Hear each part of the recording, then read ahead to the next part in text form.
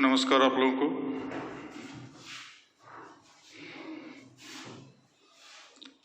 कैसे हैं आप लोग?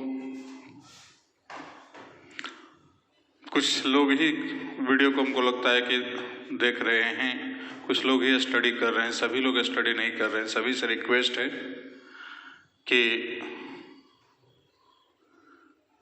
जो भी मटेरियल जा रहा है उसको अच्छी तरीक़ा से तैयार करके रखें और रेडी रहें। आगे न्यूमेरिकल्स बनाने के लिए फॉर्मूला वगैरह सब पूरा रेडी रखिए। हम लोग पिछले क्लास में देख रहे थे कंडक्टेंस पर क्या क्या प्रभाव पड़ रहा है। छोटा सा टॉपिक को, कुछ रिलेटेड टॉपिक को देख रहे थे। आज हम लोग जो देखने जा रहे हैं वो भी एक छोटा सा टॉपिक है कि कॉन्सेंट्रेशन और डाइल्यूशन, मतलब किसी भी सॉल्यूशन में, इलेक्ट्रोलाइटिक सॉल्यूशन में सॉल्वेंट को मिलाएंगे, ऑटोमेटिकली उसका कंसंट्रेशन घटेगा और डाइल्यूशन बढ़ेगा। तो उसका जो है कंडक्टेंस पर क्या प्रभाव पड़ता है, उसके लिए एक ग्राफ डिराइव करेंगे। एक इक्वेशन है, उसको यूज करेंगे और उसके बाद तब फिर जाके जो है कि हम लोग आगे बढ़ेंगे कोलरास के नियम की ओर। तो हम लोग उसी को लेके चलते हैं।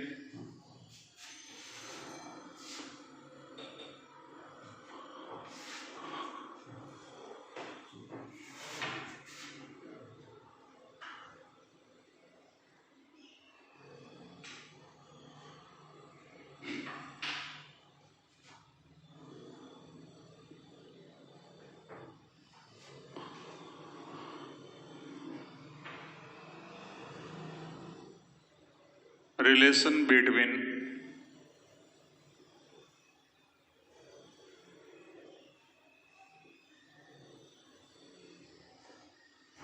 conductance and molar concentration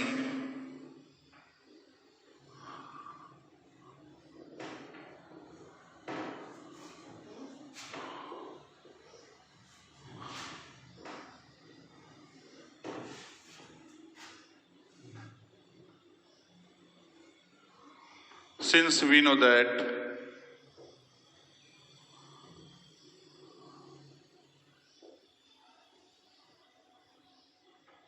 with increasing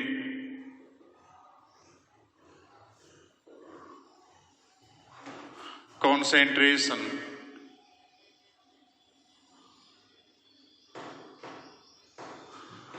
conductance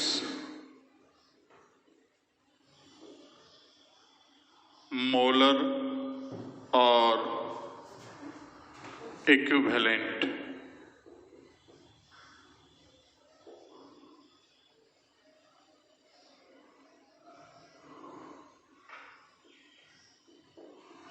decreases.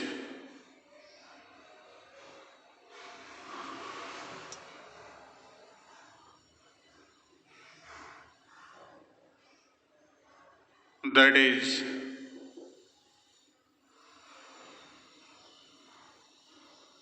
molar conductance और equivalent conductance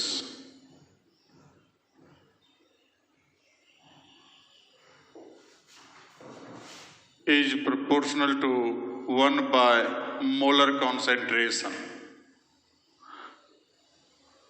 डाइल्यूशन का समानुपाती होता है और कॉन्सेंट्रेशन का जो है व्युत्क्रमानुपाती होता है।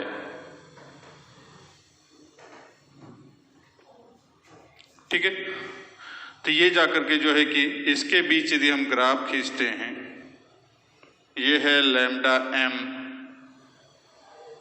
ये है लैम्डा ई क्यू, इसको मोलर कॉन्सेंट्रेशन CM या खाली C भी दिखलाएं तो कोई दिक्कत नहीं है। अब इसके बीच यदि ग्राफ खींचते हैं, then on plotting a graph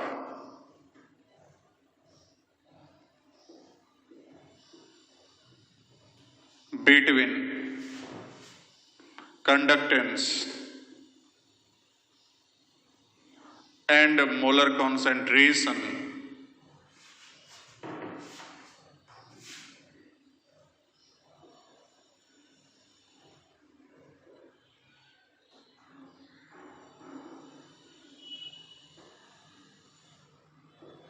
we find that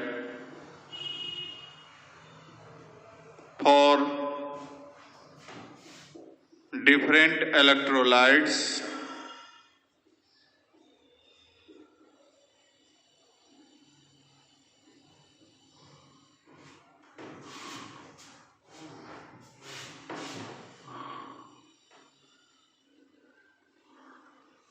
different graphs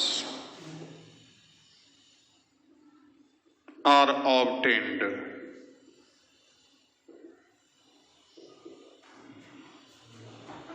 कहता है कि यदि, ये तुम लोग पिछले क्लास में देख चुके थे कि कॉन्सेंट्रेशन बढ़ाएंगे तो कंडक्टेंस क्या होगा, घटेगा। कॉन्सेंट्रेशन घटाएंगे तो यह बढ़ेगा। डाइल्यूशन में सीधा समानुपाती था कि डाइल्यूट करेंगे, पतला घोल करेंगे तो वो जाके कॉन्सेंट्रेशन क्या हो जाएगा, हमको वहां पर बढ़ेगा, मैंने कॉन्सेंट्रेशन कंडक्टेंस जो है कि बढ़ेगा, और डाइल्यूशन यदि घटाते हैं तो वो कॉन्सेंट्रेशन कंडक्टेंस जो है कि हमको वहां पर क्या होगा, घटेगा। तो उसका डायरेक्टली प्रोपोर्शनल है, लेकिन मोलर कॉन्सेंट्रेशन या कॉन्सेंट्रेशन का क्या है, इनवर्सली प्रोपोर्शनल है। ये बढ़ेगा तो ये घटेगा, ये घटेगा तो ये बढ़ेगा। ठीक है, आप लोग समझ रहे हो इधर? तो यहां तक जाकर के जो एक हम लोग इसको जाने, तो उसी के आधार पर जब ग्राफ को प्लॉट किया गया तो अलग अलग इलेक्ट्रोलाइट के लिए अलग अलग टाइप का ग्राफ प्राप्त हुआ। मतलब इलेक्ट्रोलाइट हम लोग पढ़ चुके हैं, पीछे बताए थे ना कि दो टाइप का इलेक्ट्रोलाइट है, कि स्ट्रॉन्ग इलेक्ट्रोलाइट, दूसरा वीक इलेक्ट्रोलाइट। तो स्ट्रॉन्ग इलेक्ट्रोलाइट के लिए ग्राफ का कुछ अलग कंडीशन होगा, वीक इलेक्ट्रोलाइट के लिए ग्राफ का कुछ अलग कंडीशन होगा।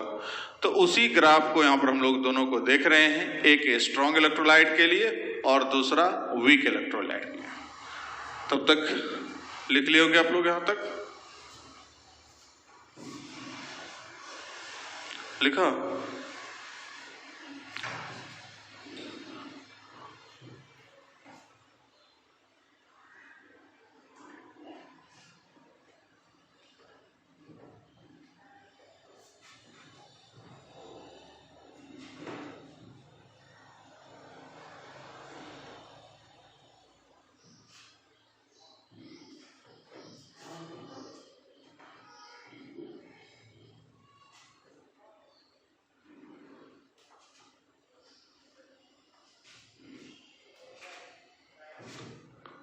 तो पहले केस 1 फॉर स्ट्रॉन्ग इलेक्ट्रोलाइट,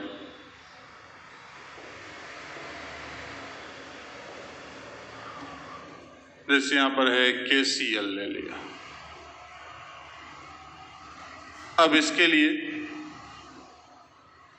यहां जब ग्राफ खींचते हैं, इधर ले लिए मोलर कंडक्टेंस,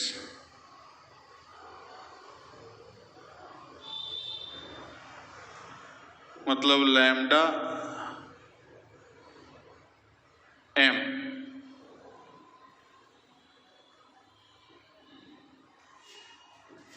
इधर ले लिए मोलर कॉन्सेंट्रेशन। ये इक्वेशन आया ऑनसेजर के इक्वेशन से है। तो कहता है ये ग्राफ जो है थोड़ा सा नीचे की ओर मतलब घटता हुआ आएगा। कॉन्सेंट्रेशन जैसे बढ़ेगा तो वैसे ग्राफ क्या होगा, होना चाहिए सीधा यदि होता तो, लेकिन ये क्या हो रहा है हमको यहाँ पर, चूंकि अभी जस्ट हम रिलेशन देख चुके हैं कि कॉन्सेंट्रेशन बढ़ाएंगे तो ऑटोमेटिकली जो है कि उसका मोलर कंडक्टेंस का मान क्या होगा, घटता जाएगा। तो ये जाकर के जो है कि हमको इस प्रकार का ग्राफ प्राप्त होता है। या थोड़ा सा और नीचे कर दे, इस प्रकार का ग्राफ प्राप्त होता है फॉर KCl। अब यही चीज case 2 for weak electrolyte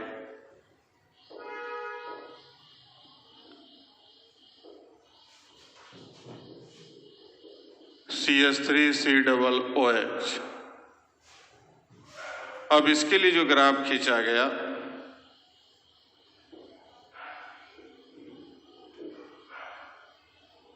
molar conductance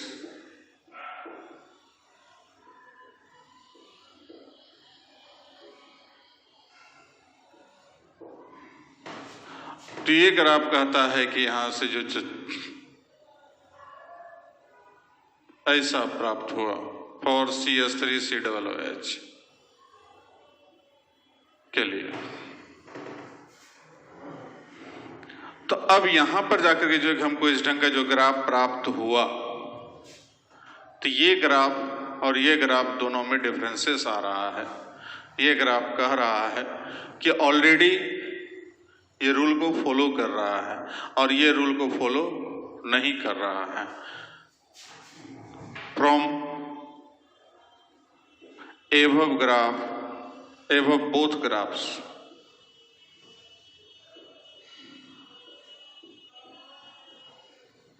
we find that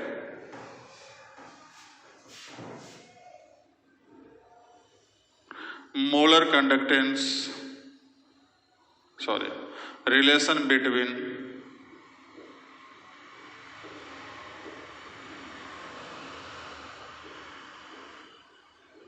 molar conductance and molar concentration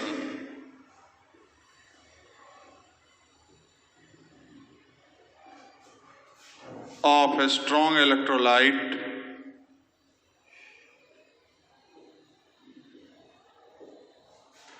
obey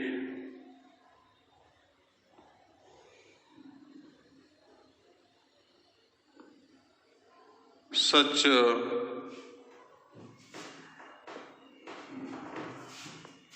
rule, but for weak electrolyte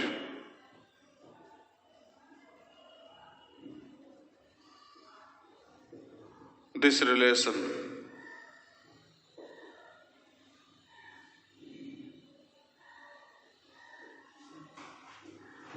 is avoided. इस नियम को अवॉइड कर रहा है, मतलब कुछ हद तक तो पालन कर रहा है, लेकिन यहां पर आकर के जो है कि कंप्लीटली नहीं फॉलो कर रहा है। तो ये जाकर के जो है कि हमको थोड़ा सा खामियां हैं वीक इलेक्ट्रोलाइट के लिए। बाकी स्ट्रॉन्ग इलेक्ट्रोलाइट के लिए कोई दिक्कत नहीं है। धीरे धीरे वो क्या हो रहा है, घट रहा है कि कॉन्सेंट्रेशन जैसे बढ़ेगा वैसे आके जो उसका जो है कि हमको मोलर कंडक्टेंस का मान घटता जा रहा है। ये ग्राफ बता रहा है, जबकि यहाँ पर आ रहा है कि हमको थोड़ा सा डायरेक्टली पूरा 23 घटा और फिर जाकर के जो है कि चेंजिंग हो रहा है उसका डायरेक्शन, जो ये बतला रहा है कि जाकर के ये पूर्णतः फॉलो नहीं कर रहा है, ये फॉलो कर रहा है रूल को। तो ये था वीक इलेक्ट्रोलाइट के लिए। अब इसी का खामियां को दूर करने के लिए आया कोलरास का लॉ। कोलरास का लॉ जो है कि इसके लिए जस्ट हम लोग देखते हैं। पहले इसको देख लीजिए, लिख लीजिए। आप लोग लिखे, चलो आप लोग भी जल्दी लिख लो। हो गया, चलिए।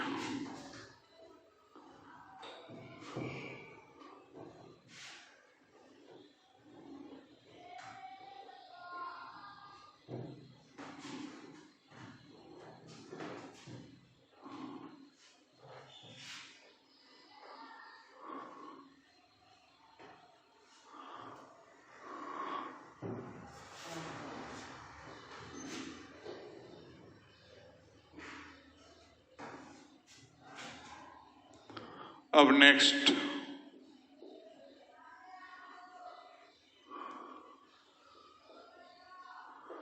कोलरास लॉ, ये ऑलवेज यूज होगा किसके लिए? तो वीक इलेक्ट्रोलाइट के लिए आएगा। अधिकांशतः यहाँ पर हमको वीक इलेक्ट्रोलाइट के लिए इसका यूज किया जाता है। ये क्या कहता है? कहता है, सिंपल सा लॉ है कि जब किसी भी सॉल्यूशन, मतलब कोई भी इलेक्ट्रोलाइटिक सॉल्यूशन है, उसको डाइल्यूट कर दें, इतना डाइल्यूट कर दें, इतना डाइल्यूट मतलब पूरा सॉल्वेंट का मात्रा काफी अधिक बढ़ा दें, उस समय मतलब सॉल्यूट की मात्रा बहुत कम नजर आए, तो वैसे कंडीशन में उस कंडीशन मतलब उस स्थिति को कहते हैं इनफिनाइट डाइल्यूशन। जब जाके सॉल्वेंट का अमाउंट काफी अधिक बढ़ा दिए, काफी पतला घोल कर दिए, तो वैसे कंडीशन को हम लोग कहते हैं इनफिनाइट डाइल्यूशन। और उस इनफिनाइट डाइल्यूशन में जो मोलर कंडक्टेंस होगा वो इनफिनाइट मोलर कंडक्टेंस कहलाएगा। तो कहता है कि जो भी उस समय मोलर कंडक्टेंस होगा पूरे इलेक्ट्रोलाइटिक सॉल्यूशन का, वो योग होगा, वो बराबर होगा उसमें जो उपस्थित कैटायन है और एनायन है, दोनों के मोलर कंडक्टेंस के योग के बराबर है।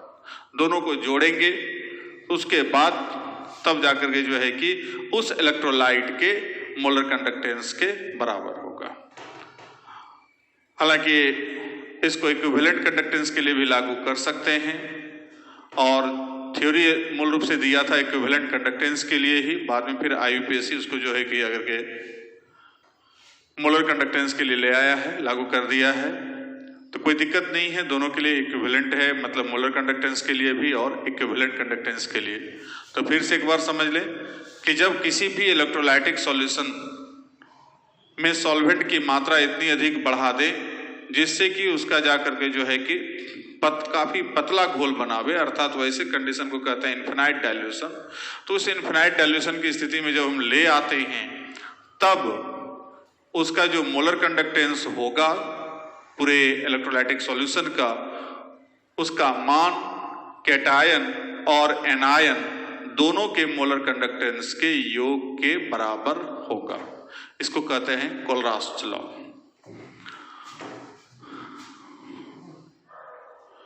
When solvent is mixed with electrolytic solution,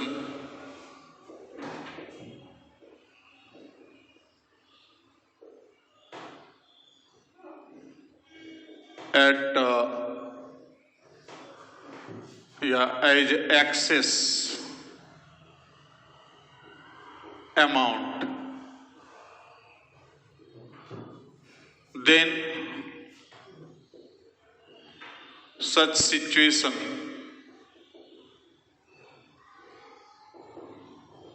is called infinite dilution, अनंत तनुता। वैसे कंडीशन को, वैसे सिचुएशन को हम लोग क्या कहेंगे? Infinite dilution. जब काफी अधिक मात्रा में हम लोग सॉल्वेंट को मिला देते हैं सॉल्यूशन के साथ, तो सॉल्यूशन काफी पतला हो जाता है, और काफी पतला जब हो जाता है तो वैसे मिक्सचर को हम लोग कहेंगे इनफिनाइट डाइल्यूशन। अब यहां पर कहता है at infinite dilution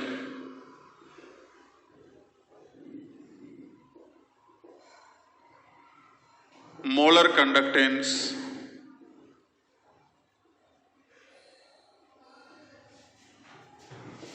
या कहें, चूंकि यहां पर हमने बोला कि दिया गया था इक्विवेलेंट कंडक्टेंस के लिए ही लॉ, लेकिन बाद में IUPAC इसको चेंज करके ले आया इसके लिए।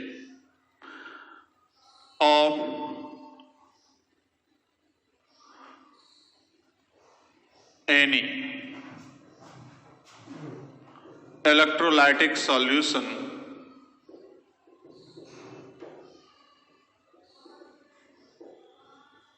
becomes equal to algebraic sum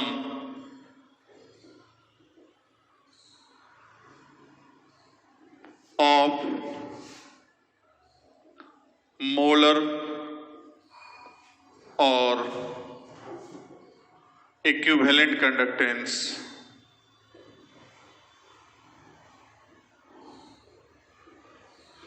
of cation and anion both.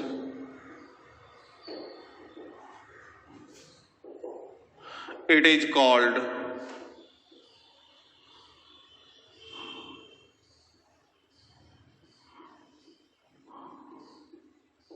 कोलरास law.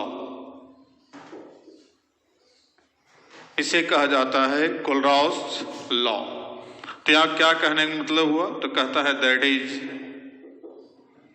Molar, एक ठो को लेके चलते हैं, मोलर को ही लेके चलते हैं। तो मोलर कंडक्टेंस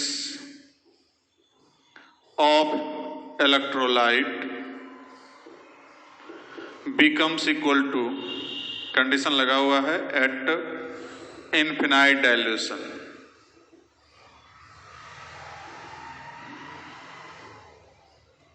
अब यहां पर जो है बराबर होगा, अलजेब्रिक सम है, तो molar conductance of cation plus molar conductance of anion, दोनों के योग के बराबर होगा। इसको कहते हैं कोलरास लॉ। लिख लीजिए इसको जल्दी से।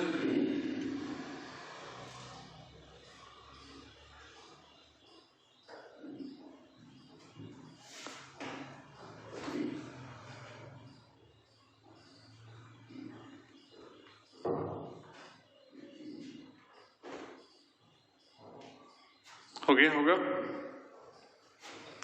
अब इसको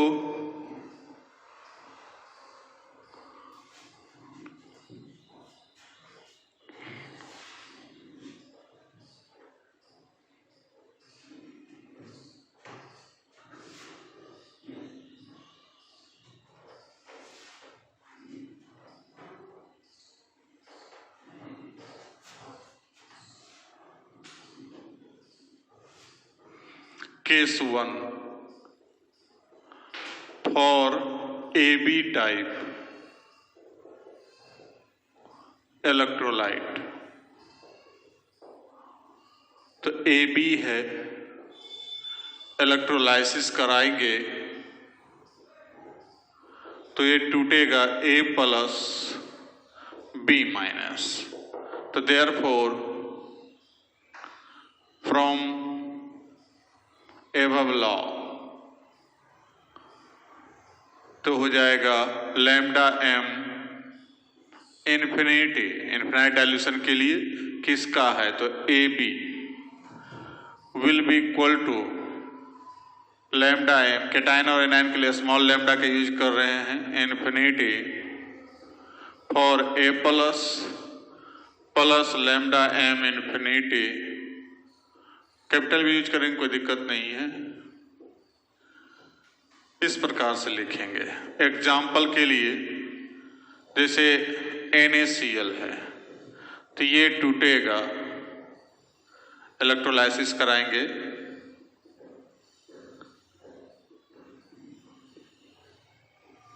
तो Na प्लस और Cl minus, therefore lambda m infinity NaCl will be equal to lambda m infinity for Na plus lambda m infinity Cl minus. जैसे यहाँ पर NH4OH है। अब ये इलेक्ट्रोलाइसिस कराएंगे तो NH4 प्लस OH माइनस होगा। तो इसके लिए लैम्डा m इन्फिनिटी NH4OH बराबर इस नियम से, अब यहां पर lambda m infinity for NH4 plus lambda m infinity for OH minus. तो इस प्रकार से हम लोग देखते हैं कि अलग अलग मतलब AB टाइप का जो भी इलेक्ट्रोलाइट होगा, अर्थात AB टाइप का कहने का मतलब यहाँ पर है कि दोनों का मोल की संख्या 1 1, माने नंबर जो है सोडियम का 1 है, क्लोरीन का भी 1 है। इस टाइप का जो भी होगा तो इसको हम इस रूप से डिकम्पोज करके दिखला सकते हैं और उसका जो है कि इक्वेशन ये तैयार कर सकते हैं जिस पर कि आगे न्यूमेरिकल्स बनने वाला है। तत्कालिक ये हम लोग सीख गए केस 1 के लिए। अब लिख लिया इसको। चलिए अब यहां पर जाकर के जो है केस 2 लेते हैं।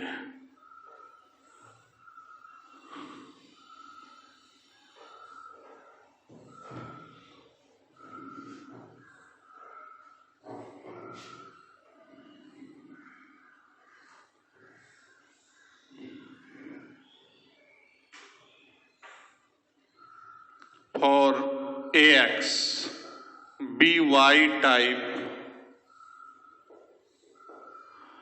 इलेक्ट्रोलाइट,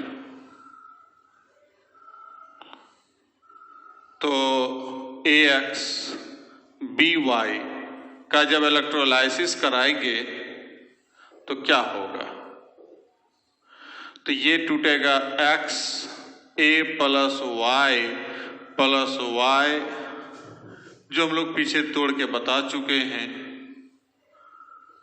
माइनस X, इस रूप में टूटेगा जो आप लोग को पहले बताए थे। तो इस प्रकार से आके जो है हम लोग सॉल्यूशन चैप्टर में इसको तोड़ के दिखलाए थे कि AX BY टाइप का साल्ट रहेगा तो हमको किस रूप में टूटेगा, तो हमको यहाँ पर तोड़ने के लिए बताया। तो इसके लिए क्या हो जाएगा, देयरफॉर फ्रॉम एबव लॉ, यहाँ जो लॉ लागू करेंगे तो वो law lambda m infinity for AX BY, we can write x यहां रहेगा आगे संख्या के रूप में into lambda m infinity for A plus Y जो इसकी संख्या मोल है वो यहां रहेगा lambda m infinity for B minus X। बस यही चीज को हमको दिखलाना है कि x और y का मान यहाँ पर इंक्लूड होगा जब अलग अलग हमको संख्या उसमें प्रेजेंट रहेगा तब। जैसे एग्जाम्पल के लिए देखते हैं हम लोग, एग्जाम्पल फॉर, या डायरेक्टली लिखें CaCl2। अब यहां इलेक्ट्रोलाइसिस कराएंगे तो Ca प्लस 2Cl माइनस 1, तो therefore lambda m infinity for CaCl2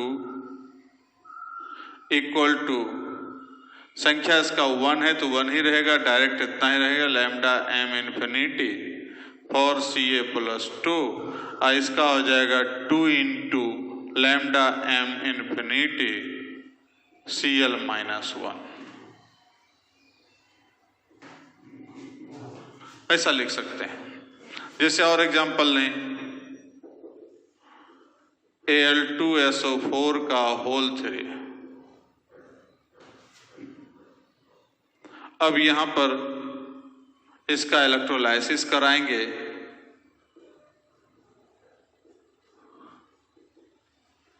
तो ये टूटेगा, तोड़ने के लिए बता चुके हैं, 2Al प्लस 3SO4 माइनस 2। अब इसके लिए therefore lambda m infinity Al2SO4 का होल 3 के लिए हो जाएगा 2 into lambda m infinity for Al plus 3 plus 3 into lambda m infinity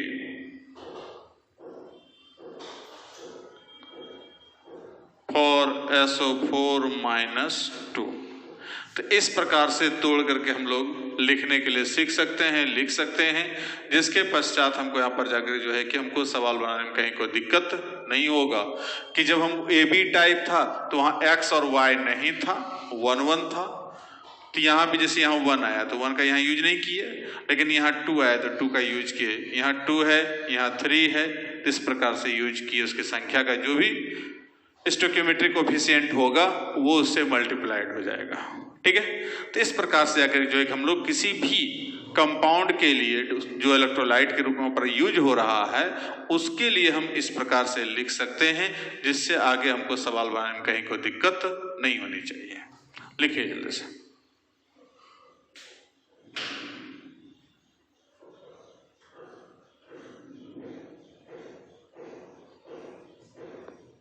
हो गया?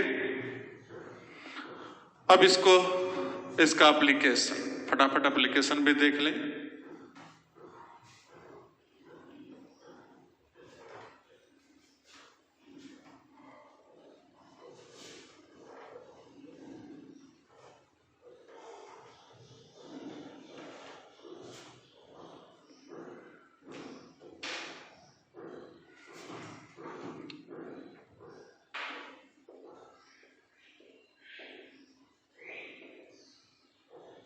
Applications of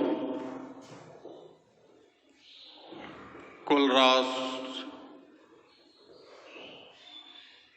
law.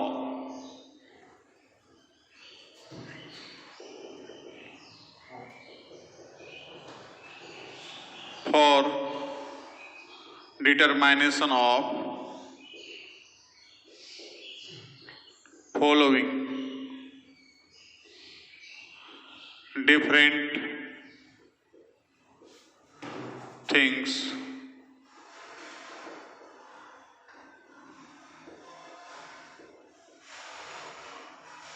this law is applied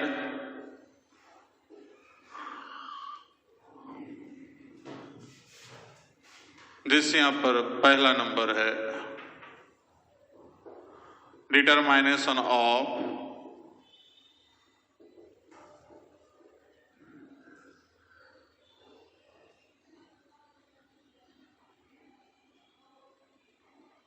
degree of dissociation.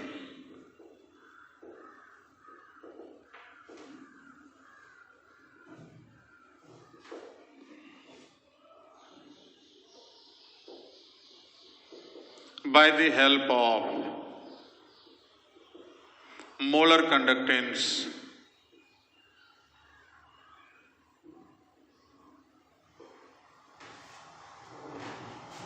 degree of dissociation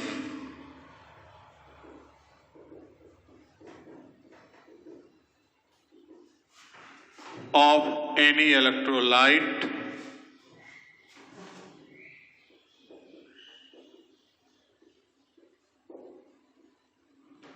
can be determined.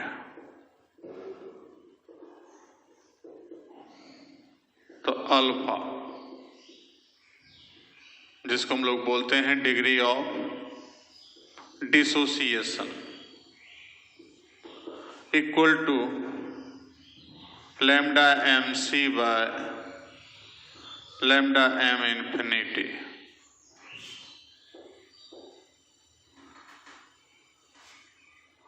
where lambda mc equal to molar conductance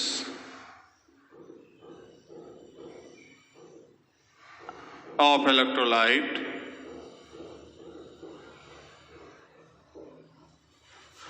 at given concentration, जो concentration दिया रहेगा उस concentration पर और lambda M infinity ये है molar concentration, sorry molar conductance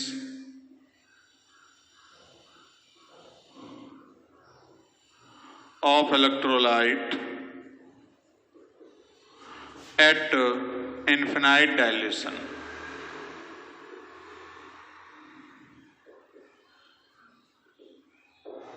जब हम घोल को काफी पतला कर दिए तब जाकर के जो है कि हमको लैम्डा एम इन्फिनिटी जो भी आया उसका मान यहां रखें, और जो कॉन्सेंट्रेशन दिया रहेगी, जैसे मान लो इतना मोलरिटी है, इतना मोलरता उसका, इतना मोल पर लीटर है, एक्स मोल पर लीटर, वाई मोल पर लीटर, कुछ भी है, तो वो जाकर के उस मोल पर लीटर पर जाकर के जो एक मोलर कंडक्टेंस जो निकलेगा वो हो गया लैम्डा एम सी। तो दोनों का मान हमको मालूम रहे तो हम डिग्री ऑफ डिसोसिएशन इस फॉर्मूला के सहायता से ज्ञात कर सकते हैं। तो इस प्रकार से हम डिग्री ऑफ डिसोसिएशन ज्ञात करेंगे, और उसके बाद तो फिर आगे अगला टॉपिक देखते हैं,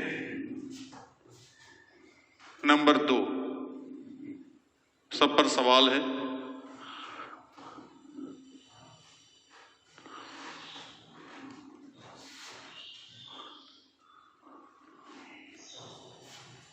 अब अल्फा जब मालूम हो जाता है तो डिसोसिएशन कांस्टेंट भी ज्ञात कर सकते हैं।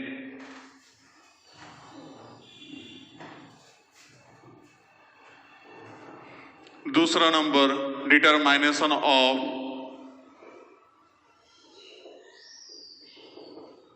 Dissociation constant.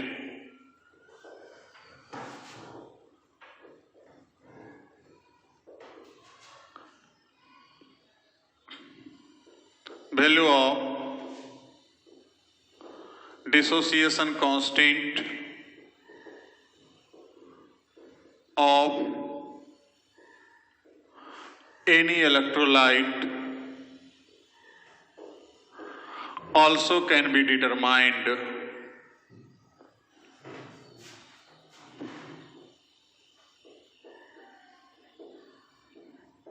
by the help of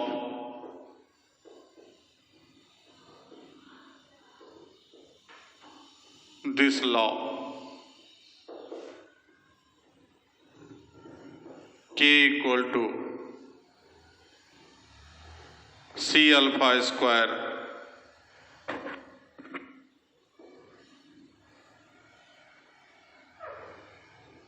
where K है डिसोसिएशन कांस्टेंट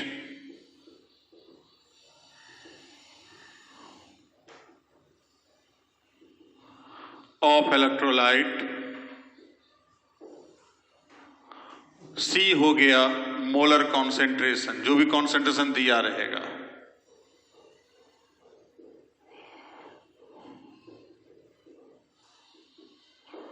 और अल्फा तो हम लोग जानते हैं, अभी तुरंत बताए हैं, degree of dissociation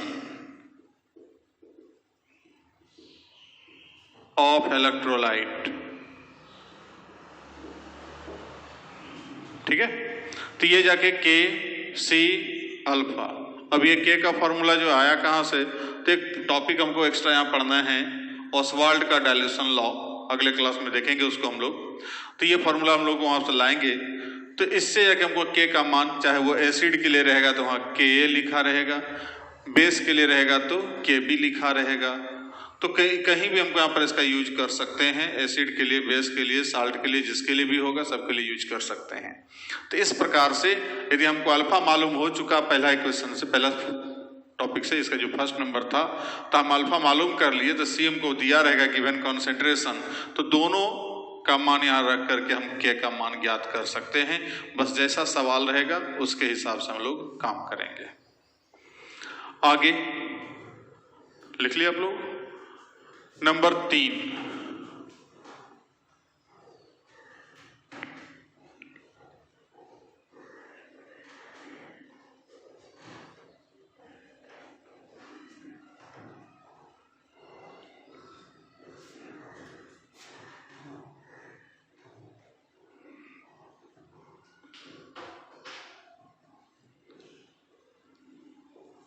determination of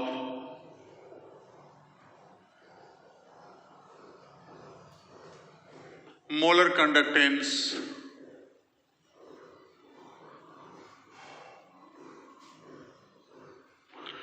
by the help of given data, जो भी डाटा दिया रहेगा, and Kohlrausch law,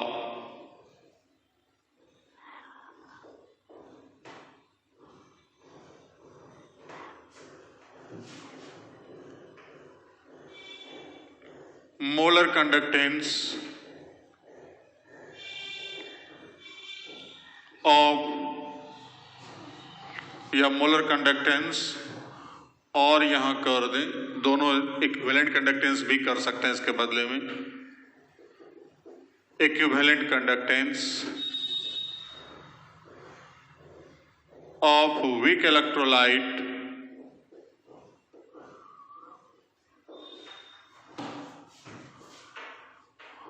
also can be determined.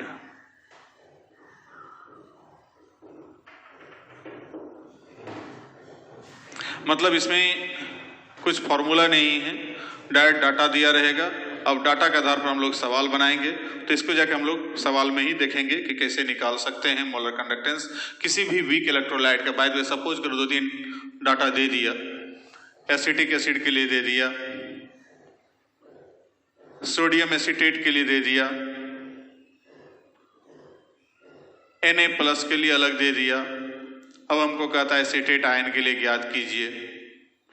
तो ये जाकर के जो हम कैसे ज्ञात करेंगे, तो वो जस्ट लाइक हम लोग सवाल जब बनाएंगे तो वहाँ डाटा दिया रहेगा, बस सीधा बस जो अभी जस्ट हम लोग देखे कोलरास का लॉ, उसी के हिसाब से उसी फॉर्मूला को हम लोग माने जो अभी कंडीशन देखे सबका, जो केस 1 केस 2 वहाँ पर 2 देखे, AX BY के लिए या AB टाइप का जो इलेक्ट्रोलाइट था, दोनों के लिए जो अलग अलग हम तोड़ने के लिए सीखे, उसी हिसाब से यहाँ भी हम लोग उसको तोड़ करके बस सीधा खाली बस कैलकुलेशन है, जोड़ घटाव है और कुछ विशेष इसमें दिक्कत नहीं है, सिंपल सवाल है। तो इसको हम बना सकते हैं, जो हम लोग न्यूमेरिकल वाला पोर्शन में देखेंगे। तत्कालिक यहाँ पर चौथा पॉइंट देखें, डिटरमिनेशन ऑफ सॉल्युबिलिटी, घुलनशीलता भी ज्ञात कर सकते हैं by the help of given data and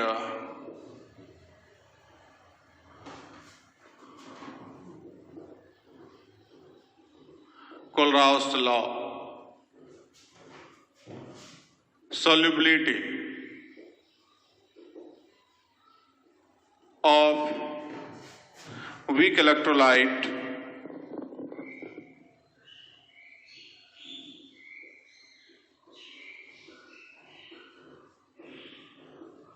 also can be determined.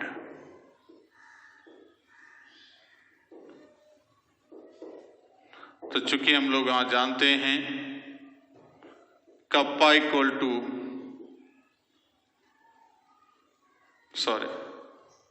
Lambda m equal to kappa into 1000 by molarity, but हम लोग पीछे चर्चा कर चुके थे कि मोलरिटी भी मोल पर लीटर और सॉल्युबिलिटी भी मोल पर लीटर में दिखलाया जाता है। यूनिट वहां बतलाए थे सॉल्यूशन चैप्टर में। तो मोलरिटी सॉल्युबिलिटी इक्विवेलेंट है, दोनों का यूनिट जो है सेम है, तो इसलिए हमको यहाँ पर therefore lambda m equal to kappa into 1000 by solubility S। तो इस फॉर्मूला का सदुपयोग करके हम आराम से सॉल्युबिलिटी भी ज्ञात कर सकते हैं। तो यहाँ पर हम लोग का हो जाएगा therefore S will be equal to kappa into 1000 by lambda m। तो जो भी डाटा दिया रहेगा उसके हिसाब से हम लोग ज्ञात कर सकते हैं। तो ये था आपका जाकर के जो है कि पहले इसको लिख लीजिए इसको, उसके बाद हम लोग देखेंगे यहाँ पर इसके आगे। तो ये एप्लीकेशन था कोलरास लॉ का, उसको हम लोग यहाँ तक देख लिए। अब इसके आगे हम लोग जो देखेंगे वो होगा ओसवाल्ड का डाइल्यूशन लॉ, जो हम लोग अगले क्लास में देखेंगे। तब तक के लिए धन्यवाद। इसको पहले कंप्लीट कर लेंगे आप लोग, और उसके बाद तब फिर ओसवाल्ड के डाइल्यूशन लॉ के बाद फिर हम लोग न्यूमेरिकल के लिए एक बार फिर तैयार रहेंगे। न्यूमेरिकल फिर हम लोग अगले क्लास में देखेंगे। Thank you.